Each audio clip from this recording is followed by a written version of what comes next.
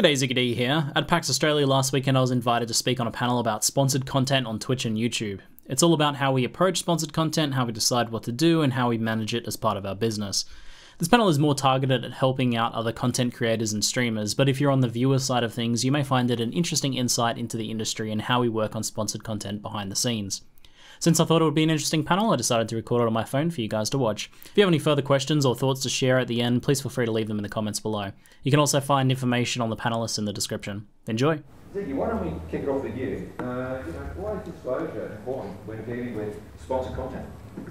This thing on? Disclosure is a pretty hot topic issue lately, especially we had kind of like Gamergate and journalism and stuff like that and lack of disclosure in a lot of areas. So this has been a pretty big issue over the past couple of years. But it's been certainly one that I've spent a lot of time thinking about over the past couple of years as well. And when you're not a journalist, especially, it can be difficult. You don't have an ethics board that you can go to at your agency or with your magazine or whatever. So you have to think about this yourself a lot. So before I kind of talk about why it's important, I think it's probably even more important to talk about what type of disclosure is important, because this is something we've been missing a lot lately. So firstly, there's the obvious one, whether something's a paid promotion or not, whether you've actually received some sort of money to make content about a game or to give a review or something like that. That's crucial, basic, step one kind of disclosure. The second is whether you've gotten free review copies. This one's kind of gone into discussion pretty recently, whether you've gotten a free review copy, that sort of stuff should be, I think the FCCC in the US was recently talking about how that should be disclosed 100% of the time. And a lot of people haven't been doing that, and that's something even I've kind of missed out on. Like sometimes you just you're making your 50th video about a game, you're like, did I get a free copy of this? You pretty much at this point get free copies kind of like stuff all the time. It can be hard to keep track of, but it's still an important one to kind of manage. But kind of like a follow-on from that, I think people haven't really discussed yet, is this idea of disclosing whether you've been given an exclusive. So whether you're the one content creator who can make content on this game prior to its release. Situations like that are obviously very lucrative, and if you're in that situation, you might be inclined to not say bad things about the game, because if you do, you're not going to get into that kind of like early exclusive access again in the future. So that sort of stuff is super important to disclose. And then the third one is whether you have a relationship with someone or something that you cover. So that's whether it's like an intimate relationship with someone, you're friends with someone, or you backed or funded something, or you have a stake in a business you cover. It's the difference between saying something like, I just found this CSGO Lotto site, versus I just founded this CSGO Lotto site. There's a key difference there that we have to watch out for, and that sort of stuff is really important. I'm so stealing that, by the way. Thanks, I feel clever. So why is this important? Your viewers deserve context. They deserve this context, because it helps them put weight against the things that you say. So without that context, you're deceiving your viewers regardless of your intention, whether you're being completely honest that you're really loving a game that you're covered, that you're sponsored to cover. Without that context, you are deceiving them, because even if you don't intend for it, these things can have an effect on you, Especially when you're first starting out, it can be difficult to separate those feelings from being really excited that you got your first sponsored deal, because that's a big deal. It's kind of like a rite of progress or something. You feel like, I've really made it now because I'm starting to get brand deals and things like that. So that can sway you even if you don't mean for it to. So just to give your viewers that context allows them to make more informed buying decisions. And you have to think about the kind of duty of care you have over your viewers and their wallets, essentially, because you have an impact on. And it goes even further than just whether it's swayed your opinions, because even just the decision to cover something, whether you say good or bad things about it, it's still being given a value by saying this is getting into my schedule. So the fact that that was paid to be in your schedule is super important, I think.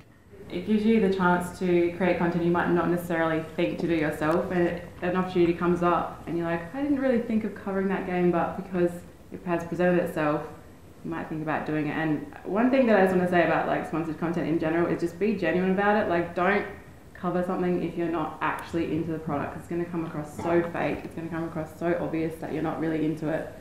And yeah, just be genuine with that stuff, because people can see through that so easily. It's so easy to see a sponsored content and be like, that person is just doing that because they've got paid to do it. So yeah, just produce different videos because it presents the opportunity to do so, pretty much. For both of you, because obviously you both had to go through this. It's how did you build up your audience to a point where sponsorship happens? To think about that for a second. You want to kick it off? Go. You're so much more organised than I am. I think that, like, to get to that point, you need to not be thinking in terms of sponsored content, basically. Like, that comes as a result of the good, honest work, you know, the non-sponsored stuff, the putting in your time to really dominate a niche, or to you know, to build up your channel. We've done panels in the past, and like every year go to it, and there's like a panel on how to, you know, grow a new YouTube channel or a new Twitch stream and stuff like that. And following those basic principles is how you get to that point. Yeah. And it's really important about, once you do get to that point, how you start to manage it, and that's kind of what we'll talk about a bit more, I think, in the future with some of these later questions. Yeah, I think it comes back to the whole like being genuine thing as well. Like, you're not going to start off a channel at 0 followers and expect companies to want to give you free stuff. Like, you need to have some kind of basis of a channel and a reason. It has to be a win-win for you and the company that you're working with for it to and work. The audience. Yeah, and the audience. Yeah. Lewis, obviously heading up Twitch over here. How do partnership programs benefit content creators? It just allows more time. A lot of the time, a lot of it is, like I was saying before, it kind of travels in from its content that you may not necessarily have explored before. It gives you a reason, it gives you an incentive to try something new, which sometimes resonates with the audience and sometimes doesn't. But really, if somebody has that backing, if somebody has a financial stability, you've got more time to start making more content. You've got more time to think about, okay, from an edited content perspective, okay, now I can learn how to do this transition rather than just keeping it very simple like it was before. From a streaming perspective, you've got more time to look at artwork and overlays and different transitions for that as well, different sub-donation animations that you've got going on. So it adds that next level for your content, which if people see it, and you find new people coming to it every day, because people will find you every day.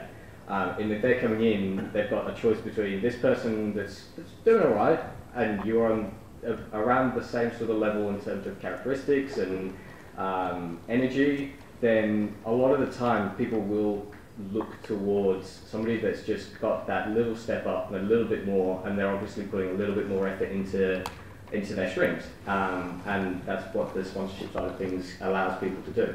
Piggybacking off that topic, if you're not to that point yet where this slide is talking about, where you've got that partnership, then I would highly recommend avoiding a lot of the sponsor stuff that comes your way early then, because you will, like, even when you have a channel of like a few hundred followers, or, you know, maybe you've got like 50 viewers or something like that on your average stream, you will start getting sponsorship offers at that point, but they are awful. Yeah, they're bad. They are awful. It's really tempting to, because like when you're starting out, $100 to like throw towards like a piece of gaming hardware that you need or something like that is really tempting.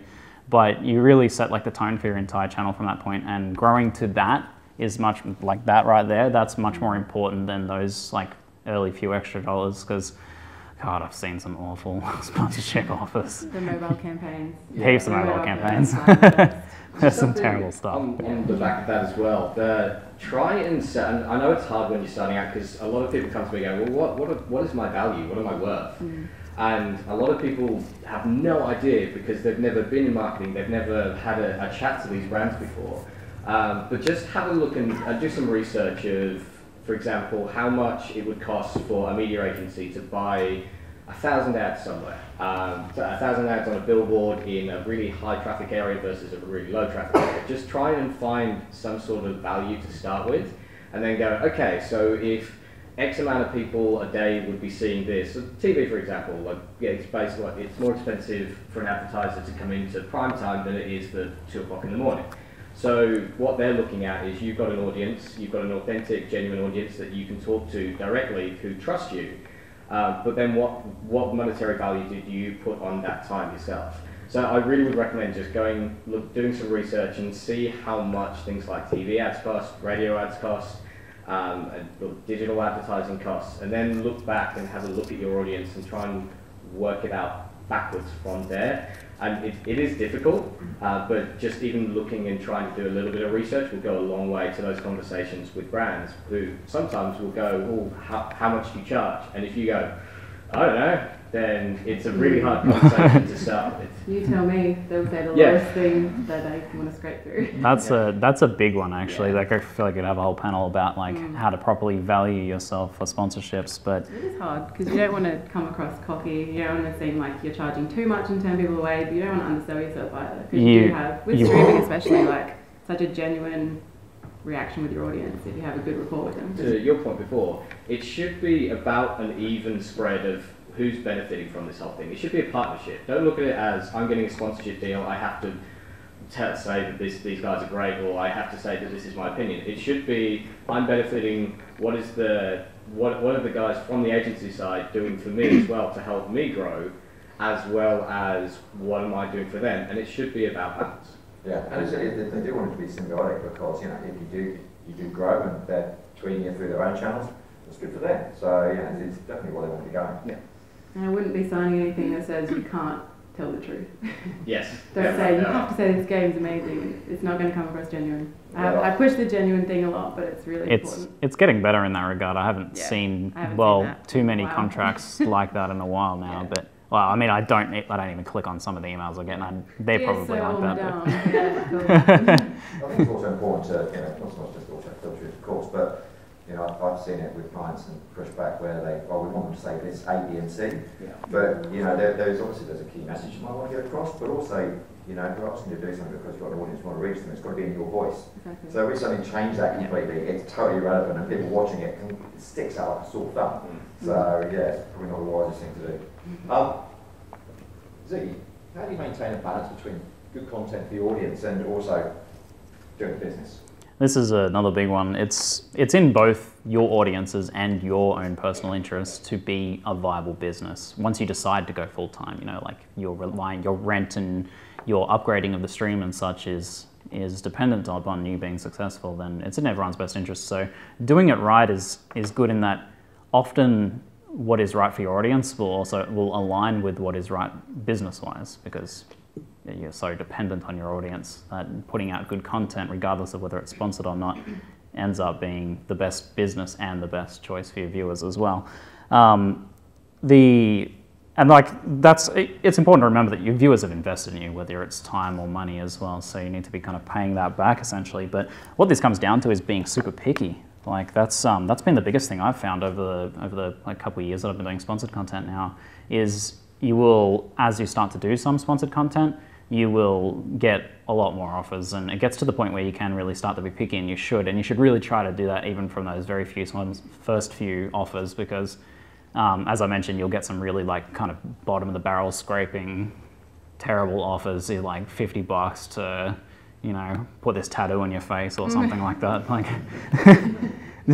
try and be picky about what you take in the first place, and really think about whether it not just aligns with your interests, because that's something that you'll hear a lot is like, oh, I only took this sponsorship because I'm personally interested in it. But that's not good enough. It has to also be something that your viewers are interested in as well, because, you know, I primarily do action RPGs, right, loot-based games, and that can branch out into a few different areas that I think do match some of my viewers. But if it's something that's just like way out of left field, or some sort of product that's not at all related or anything like that, you don't think there's any crossover, then even if you're interested in it, it's probably not a good idea to take that. But it's also being picky in how you do each sponsorship as well. Like, you should be sending back most contracts at least once for review, because, and that's something that I think people don't do, they just sign the contract as soon as they get it. But I've sent back probably, these days it's about half of my contracts that I get for some sort of change. A lot of them are really good now, which is good, especially now that I've like worked with some agencies a few times, and they kind of know what's good for me and my channel, so I don't have to send stuff back as much. But don't be afraid to send stuff back, you know, like if you can, it's always good to have a lawyer look over contracts and stuff, but at least just take the time to really read through and think about each point, especially when they're asking for deliverables. That's the key kind of area of a contract you want to look at, is like what they're expecting you to do. And then don't be afraid to change stuff. Like, I'll say, I'm not doing that. That's, you know, It's your content. So. I don't want to say those things. They don't feel natural. I want to only share kind of my opinions in this. And then another kind of key point for this balancing act that you need to play is defining what your sponsored content saturation point is. So that's a very fancy way of saying basically don't do too much sponsored work. Like don't be, if you're doing only sponsored content, then you probably, unless you like do a really good job of that and your viewers seem to love it. I mean, that's the thing with all of this is what works for one person is going to work for another. We have to define this for ourselves, but you need to figure out what is the point where it's comfortable for you and your audience in terms of how much sponsored content you're doing. So for me, that's something like, it depends on the size of it, but roughly 1 to 2 pieces of sponsored content a month is where I feel comfortable. If I'm doing more than that, then I'm starting to think, well, they have to be kind of really, really, really good things, like that are going to be really fun for everyone, or they need to be things that are like really short, like a one stream kind of deal.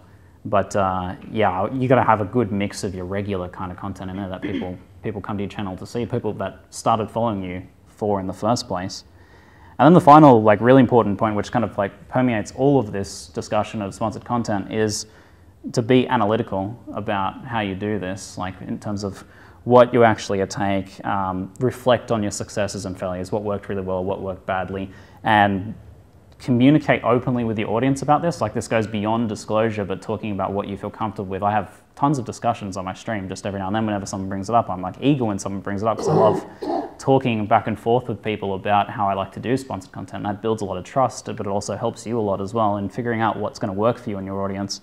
But the final thing is, don't be afraid to cancel something. I actually had a very major sponsorship that I cancelled halfway through. I spoke to the company that I was sponsored with, and we agreed that it wasn't a good fit for me and my audience. You know, after I made a mistake, and I tried to be very open about that. I made a video talking about why it was a mistake on my end, what I did, what I've learned from it, and how I can take that forward in the future to do better sponsored content in the future and to avoid that kind of mistake. So that's probably the biggest one, that last point, I think. Yeah.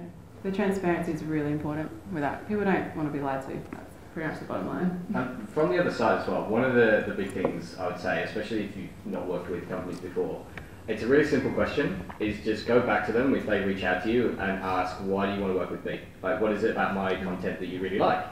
Because half the time it is literally a person sitting in a room, they will go to socialblade.com and go, this person has numbers, we should do a sponsorship with them. It's like, well, the content creation now is so personal and it's so individual. Like, we have a community, but each one of our channels on Twitch is a completely unique and individual content creator.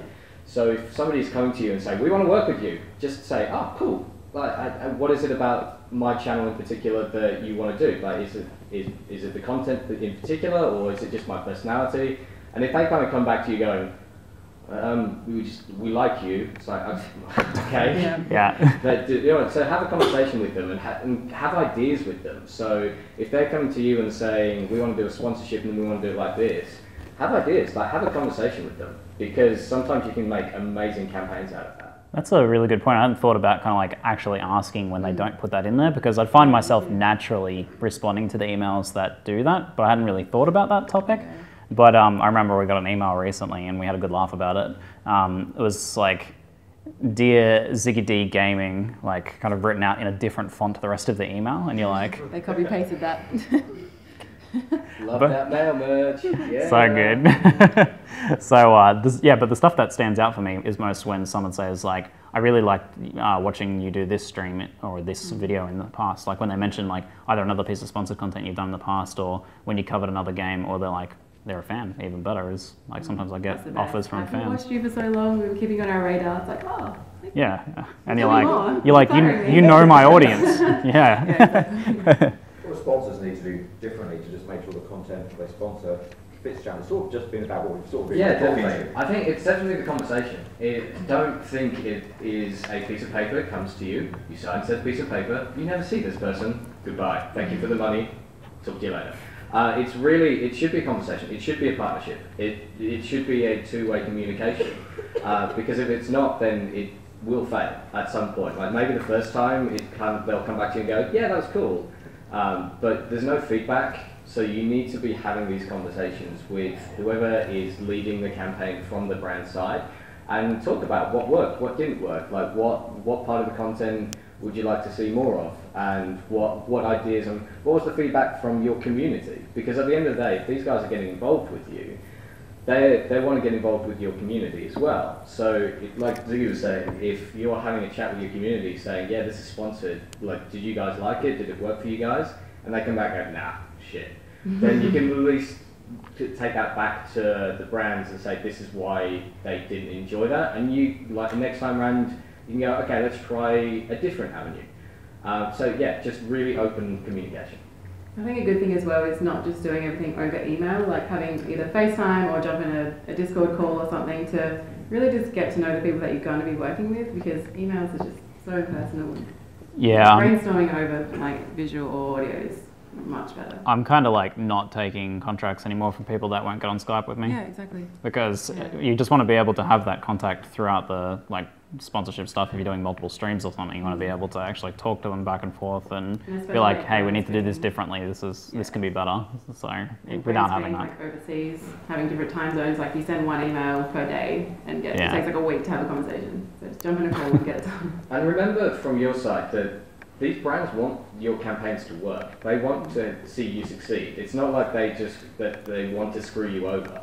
So if you don't have that communication and you feel as though you're being taken advantage of, then that's going to put you off from working with these guys or working on other sponsorships for a while. Just keep talking. Just keep chatting to these guys. And the other point, obviously I'm on that side where I'd like to have those emails. And I'll tell you the thing that drives me the most mad is we try to have this relationship and say, yeah, there's money or whatever that's going to happen, and then you email them and you call them and you tweet them and you Facebook them and just nothing happens, and then they come back to you about 3 weeks later and go, oh, hi, what happened? And it's like, Christ, we just can't get through to you. Yeah. And, you know, we're representing a client, so if we try to start this, you know, contract and sponsorship and then suddenly it all falls down or it doesn't happen, we look really bad. So I can tell you there's a whole load of people that we've blackballed off of our list just because it's like, well, you don't talk to us. So that's an utter nightmare. If you don't want to do it, that's fine. Yeah. Just say that, but don't just go into this nowhere land. Yeah, and definitely what Ziggy was saying before about just let's start with as few as possible, because it takes a bit of time to work out what's going on. It takes a bit of time to get you, like, I would assume a lot of people may have never seen a contract, like a sponsorship contract in their life, and that's not a bad thing. Like until about 3 or 4 years ago, I hadn't seen it before. So it can be a bit daunting to start with, but then once you've eased into 1 or 2, then you start understanding, okay, these contracts are there just to make sure that the KPIs are hit and that both sides are doing their job, and that's it. That is all that those contracts are for.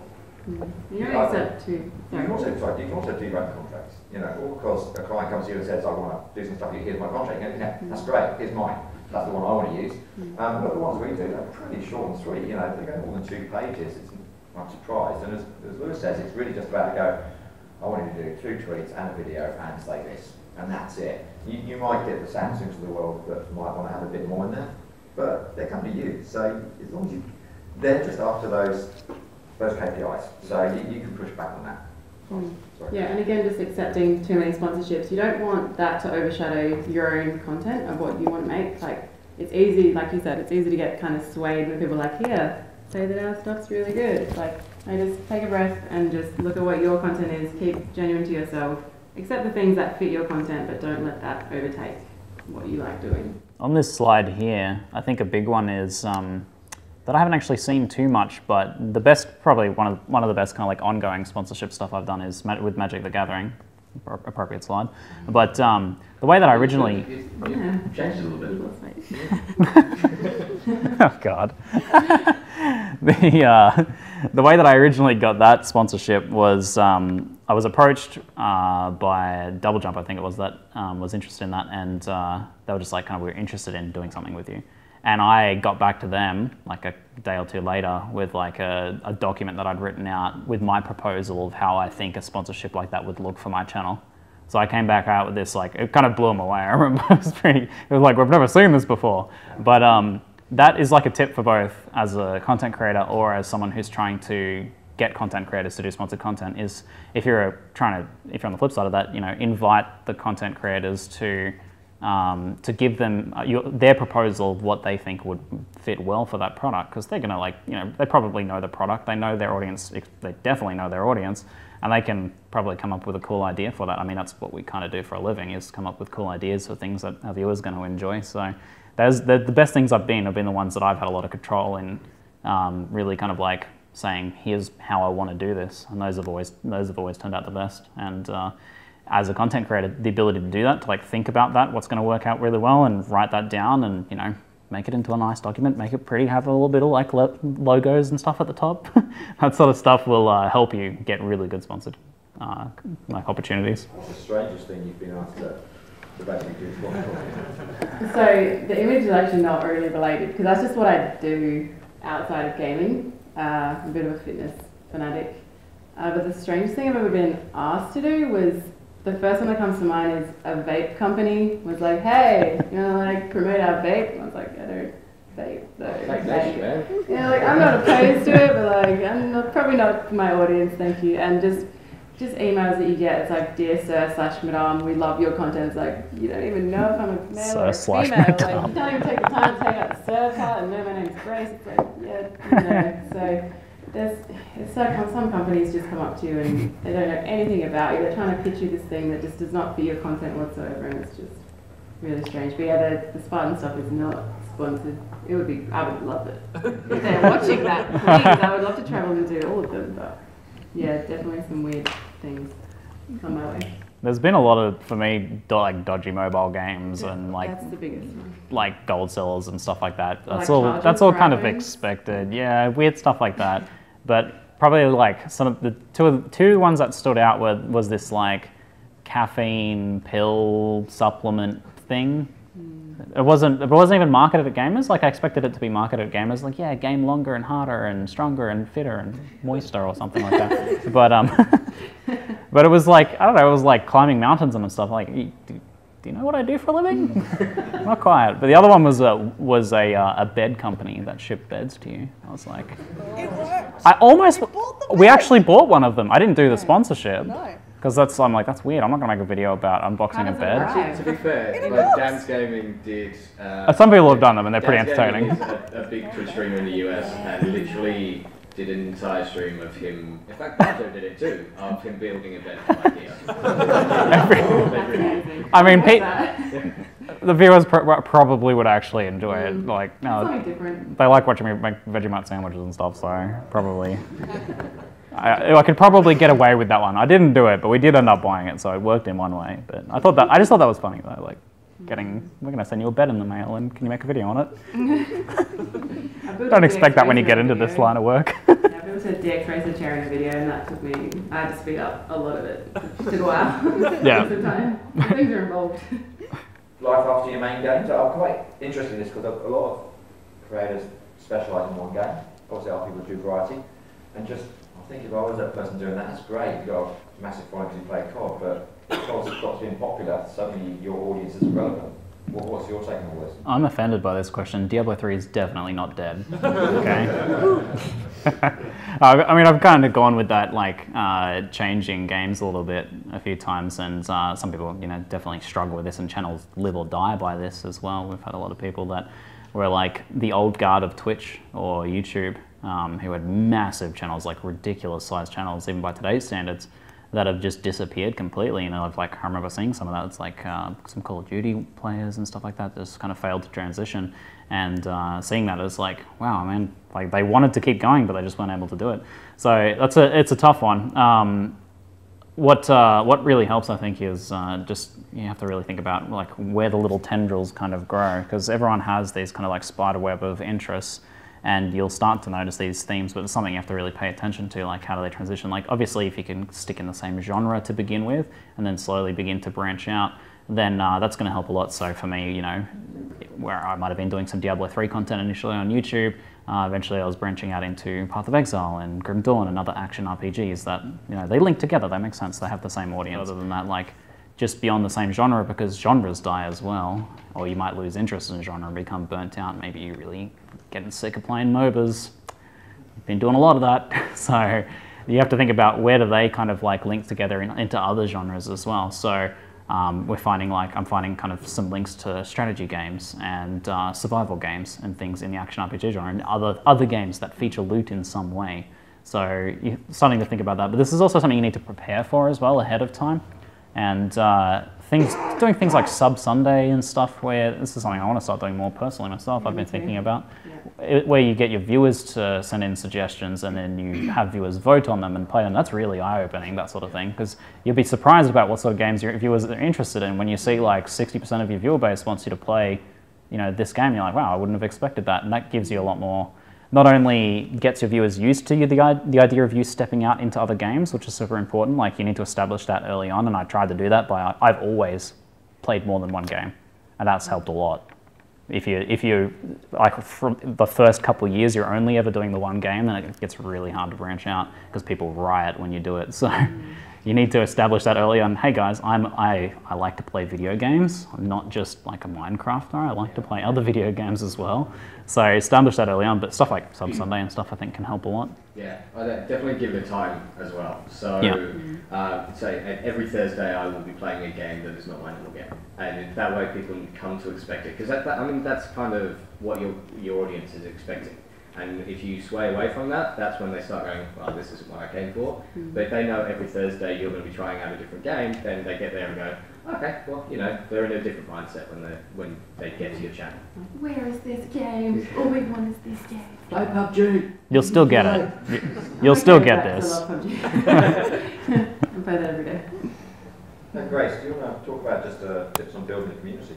Yeah, so I'm glad I got this question because it's something that's why I do Twitch. I was a YouTuber for a long time, and I found the switch to Twitch is just incredible because Twitch just makes it 100 times easier to actually connect with people because you're live, you can see them in the chat, you can converse with them back and forth, whereas in the YouTube comments or something like that, you can reply to something over and over, and it takes time, and Twitch is just that satisfaction straight away. It's just instant, and being able to interact with them and get to know people. If you want to build a solid community, and a few of my people here can vouch for this, is talking live on stream consistently. Like, I stream 5 times a week. They know most of the time when I'm going to stream. I give them a heads up. We go into the Discord. I've got 20 different text channels where we all talk about health and fitness. We have real talk. We have cars, guns, all different things that we talk about. And yeah, just building that genuine connection with, they're humans, they're not just viewers, they are people. So actually, that's building that. That kind of comes off the back of Ziggy's point that he was making before. Remember yes, even if a game or a genre is dying, you are not the only person playing that game, even when it is big. So there is a reason that somebody came to you to watch. Like, it might be Path of Exile, it might be PUBG at the time. Like, how many people are playing PUBG? Like, you just go to the directory and there's hundreds of thousands of people playing PUBG right now. But some people go to Grace because they like you in particular. So when games start dying, what tends to happen with a lot of streamers, they get in this negative mindset that I used to be bigger and now I'm getting smaller, therefore this is shit. Instead of going, okay, so what was the reason that in the first place people started coming to me versus the thousands of other people that are playing this game at this point in time as well. Yeah, I say that to my chat all the time. Like, I would rather have 50 people that are here to watch me for me and my personality and content than 300 people that don't care about me and are just here to watch GTA or watch me play something that I don't really enjoy that much.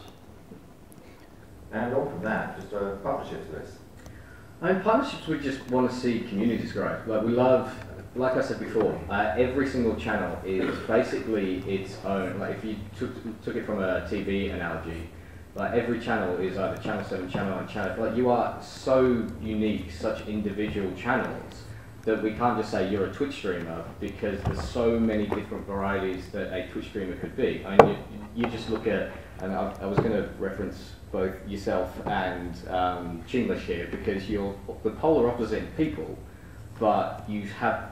There are a few bits and pieces that a lot of streamers will do well, and that's the interaction, and that's the mostly the interaction. I'm trying to think of another word right now. Can't think of one. But the engagement. There we go. Which they both do unbelievably well, but they are very different people, and we are not just saying, okay, that is a Twitch streamer. That is what we're looking for. What we're looking for is somebody that can take an idea and run with it. So we will say at Twitch that most of the best ideas at Twitch never came up from our HQ. I mean, you look at Twitch Plays Pokemon. No one ever thought that that would have existed at Twitch, and it actually almost broke our servers because so many people were coming to Twitch to check this thing out. There was a really good panel at TwitchCon last year about, like, basically our engineers were there up all night for 24 hours just basically trying to get new servers online because it was breaking the whole thing, the whole platform. But that's something that we didn't even comprehend. Like we're a streaming platform that people play games on, and that's cool. They're going to interact. And then this thing came up. Rudyism is another really good example. I don't know if you guys have seen him. He's amazing. He's doing some stuff. He's an absolute wizard. But he plays Overwatch with bananas and Doritos and genuinely, he's amazing. Like, I love that man so much.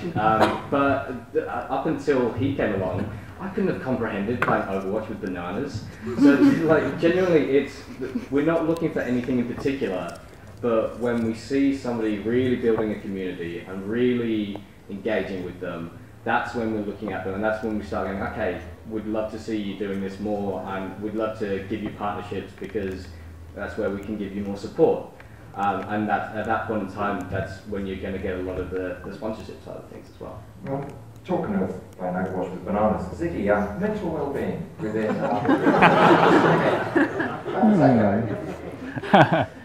That is a big one, and certainly one that I've struggled with over the years. Like this is something that anyone who runs a business, like from home especially, goes through, is like the stress and the hours and you're at a constant battle with this desire to put every hour of your like waking life into this because you love it and you want to see it succeed, and it's really addictive as well. Like it is like addictive in every sense of the word, like seeing things grow.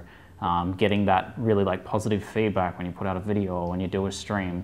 That's sort of like, we're pretty simple creatures at the heart of it, and when people keep saying nice things to us for the stuff we do, it's kind of addictive. You get that little endorphin rush.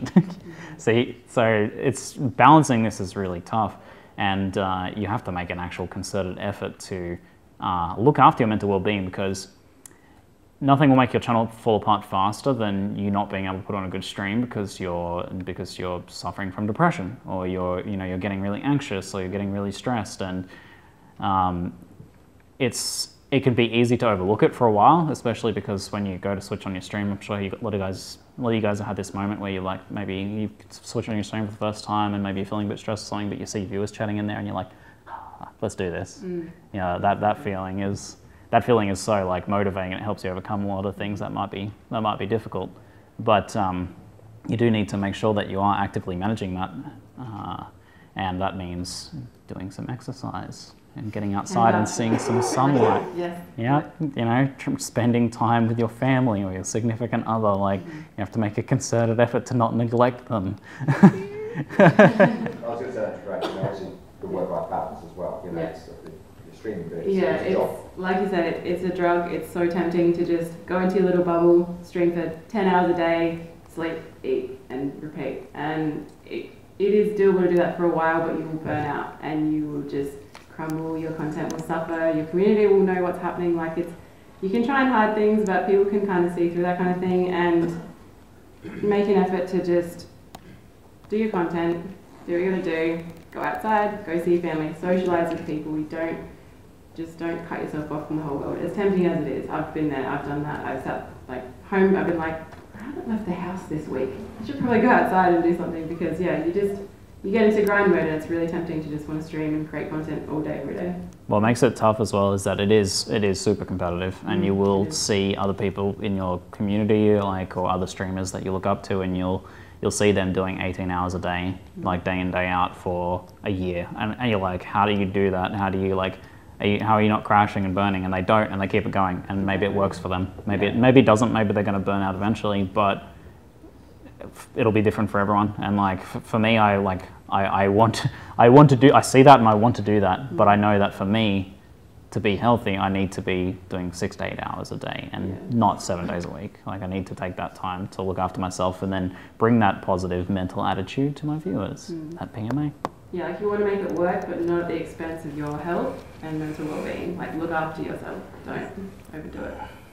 Look, obviously with the streaming and stuff, you guys have your set schedules and all that, but we've talked about some of the contracts and sponsorships that come, but of course when you get to the level, sometimes the international events come along and you get the client saying, can you come to E3 or whatever. I think you've been to a few. E3, Grace, so yeah, the how's UK. that fit in it all?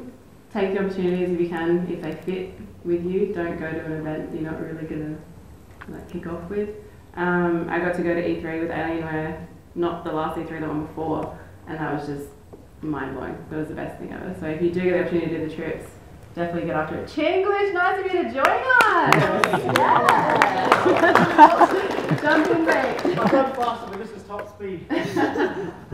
God. So how do you feel about full-time streaming Chinglish? Yeah, really good thing to do with influencers, not turn up to a panel.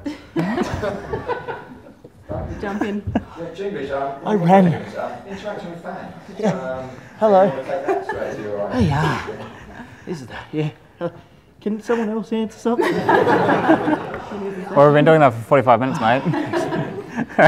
It's heaps hard to find, I don't blame you. To be fair, it's his birthday today. No one knew it is. Yeah. Hello. Forgive No it. one knew. No one could tell me where it was because. Happy birthday to you. Come here. Happy birthday, dear Ryan Feeling weird. I'm already sweating. Happy birthday to you. Thank you. Hooray! Hooray! Hooray! Thanks. I'm off. See you. Yeah, sorry. I literally couldn't find this place for at least 15 minutes, so I'm lost. Still late. I didn't realise I was double booked. I'm sorry. I'm here. I will stick around for an extra half an hour. Grace, we can talk about some of the international trips you can, get off at once you get to a certain level, but also for you, Lewis, obviously there's also the networking within the industry as well. Yeah.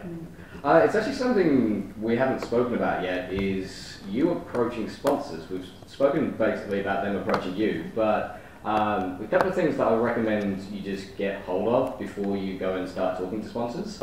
Number one, just give them, come with your concurrence or your viewership over the last month, over the last 3 months, over the last 6 months, because that's really valuable information to them.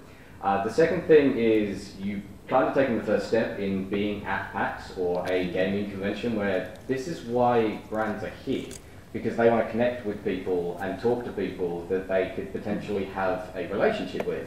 But don't just walk up and go, "Hi, can I have some stuff?" No, they don't want that. It's literally come with, this is my channel. These are the viewership that I'm getting at the moment. I really like your stuff. Approach brands that you really like and that you would like to be sponsored by. Approach brands that if you would buy their products anyway, and go up to them and say, "I really like your stuff." And sometimes they'll come back to you and say, "I'm sorry, we just don't have any budget for any new partnerships or sponsorships right now, but thank you for coming to us.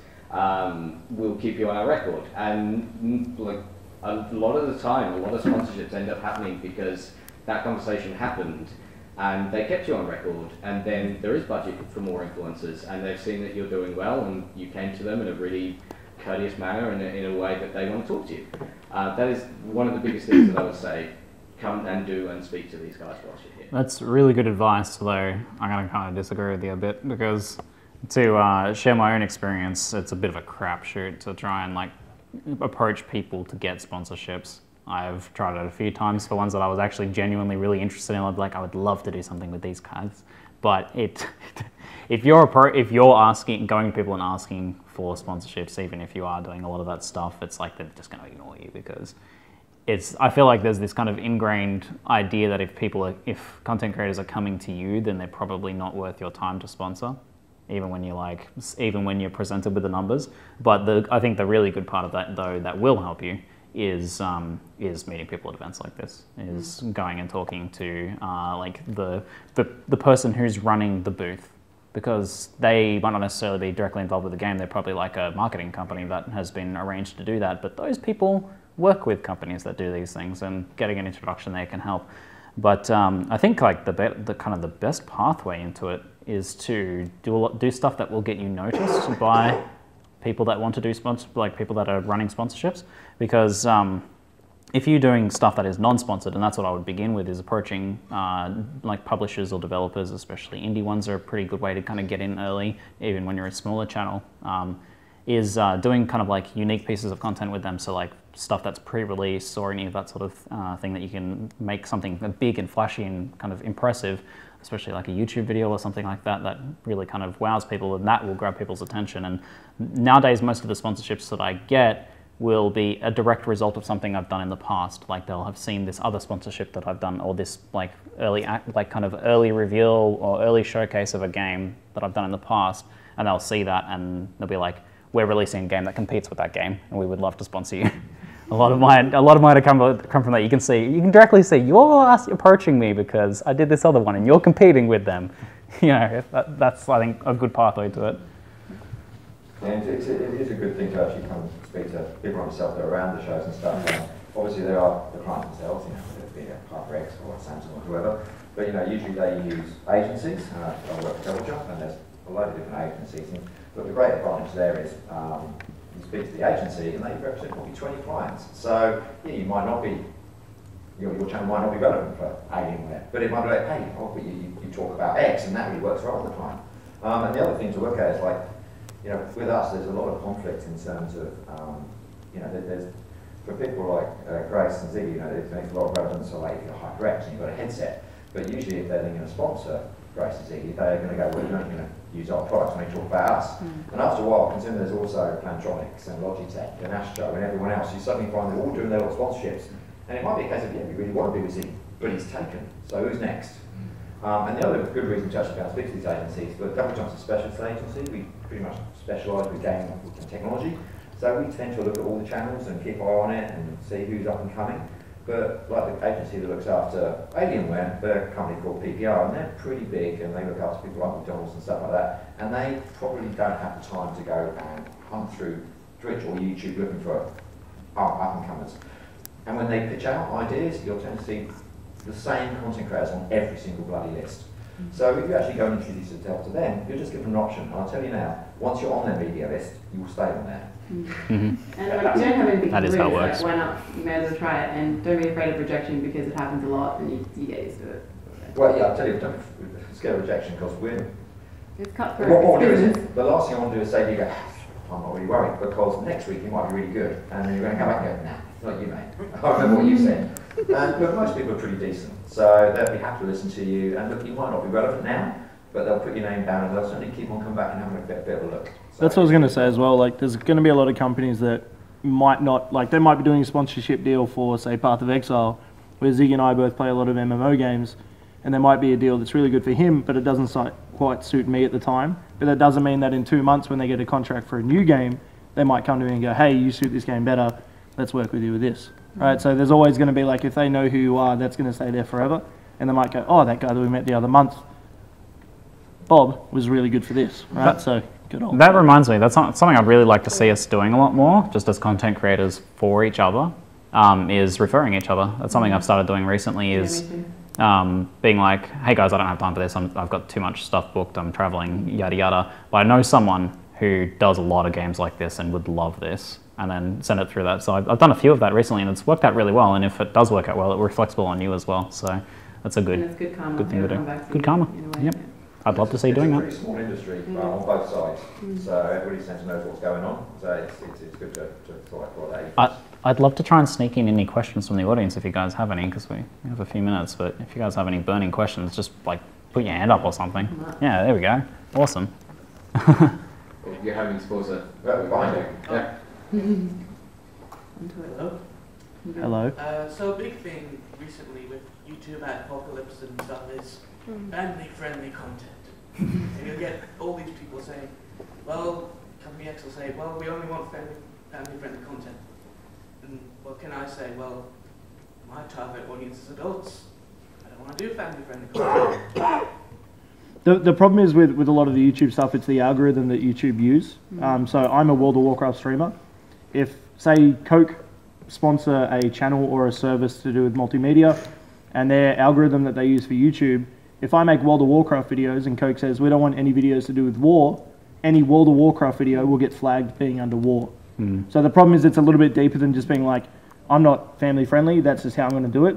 There are ways around it. Like, I know a really big YouTuber for Elder Scrolls, he does a lot of really family friendly content, and there was a section that he did on a gay couple that's in the game, and he couldn't say gay couple, otherwise the video wouldn't get monetized. So he said best friends in the video, right? So it's not the way that he wanted to do it, but it was like he had to try and go around it in some way, right? And then obviously in the description of the video, he can then talk about it there. So there is ways around it. You can do little things like maybe title something differently. For me, I can't even put World of Warcraft if I wanted to use YouTube, right? So there are ways around it. You just have to try and work out your way to do it. If you're talking about a direct sponsorship though, and they're coming to you and say, we want you to do family friendly, and you're not a family friendly content creator, then it's what we were talking about before, where ask them, why do you want to use me then? Like, well, yeah, why do you why come are to we me? having this conversation? Because you should know, I swear like a sailor. I think Lewis will probably back this up. If I can get sponsored, Yes. you can. It wasn't that funny. But yeah, no, you'll be fine. There are companies out there who will work you. Thanks, DoubleJump. Yeah. Sorry I'm late. And YouTube's a bit of a mess at the moment, so don't get too discouraged. It's, yeah. Also, a lot of brands as well are still coming out of the TV era, where it's literally, here are your lines that you need to say in this 2-minute slot. You're like, this is the best vacuum ever. Whereas this is a completely new medium where it's raw and it's honest and it's authentic, and that's the reason TV is dying, because it is not raw and authentic and honest, and people want to see some honesty. So it's taking time for a lot of brands to kind of go, okay, we get it. So there will be still some that come to you and say, please don't, I will actually say that there was a brand that will remain nameless that came to me and said, hey, we want to use some streamers, but we don't want them to swear at all. That's just not going to happen. If we're Australian, that's not. It's just not. Fucking oath. I haven't sworn once this weekend, Lewis. Thank you. I didn't swear once this weekend. I couldn't either. There's an alien on TV that I have to notice. On the stage. But if they're on their own channel and they're in their own environment, then that's their content, and that's the content that they're creating. So you just basically, if you are not a family-friendly content creator, you just need to say, look, I'm not, and I'm sorry, but if you don't like that, then I'm afraid this deal isn't going to happen. Yep. Yeah, don't be censored by a brand. Any other questions? Yes, yes. All of them. Hi guys. Hi. I have a question about numbers. Yep. Good one. I looked into one of my videos hitting about 30k views on one particular game, and then the apocalypse hit, and now suddenly all those videos have been demonetized. But the rest of my content, I'm steadily approaching about 2,000 subscribers on YouTube, and I'm trying to build Twitch alongside that. My question is, what are the minimum numbers you suggest for a streamer before they approach or start considering broadcast sponsorships? That's a tough one because it depends on the genre, the genre or the niche you're in. You can have a really small numbers that would seem pitiful compared to most of the big YouTubers you look at. But if your niche is really valuable to a sponsor, and you're the guy in that, maybe you run the biggest channel on window sealing guides on YouTube, and there's a window sealing enthusiast Guarantee group. there's someone out there. There was a Reddit about it.